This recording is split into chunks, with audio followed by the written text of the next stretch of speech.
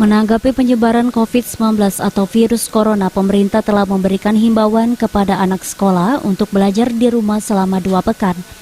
Selain itu, untuk antisipasi, pemerintah Kota Palembang juga melakukan penyemprotan cairan disinfektan di ruang publik. Wakil Wali Kota Palembang Fitrianti Agustinda mengatakan, ini merupakan salah satu pencegahan virus corona terhadap masyarakat Kota Palembang. Dengan menyemprotkan cairan disinfektan di masjid dan sekolah bisa mengurangi kekhawatiran warga terhadap virus corona ini. Untuk mengantisipasi masuknya virus corona, dan ini akan kita lakukan di 18 kecamatan. Kita akan masuk ke masjid, musola, sekolah-sekolah baik SD maupun SMP, mungkin juga kantor camat, kantor lurah.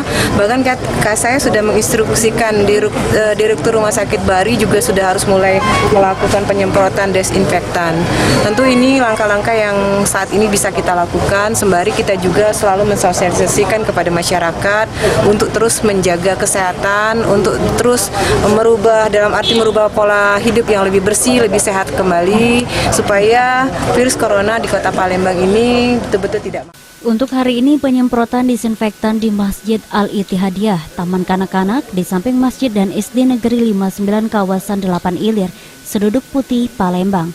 Pemerintah juga menghimbau kepada masyarakat agar tidak panik yang berlebihan, tetap waspada dan jaga kesehatan. Mardiansah, PAL TV.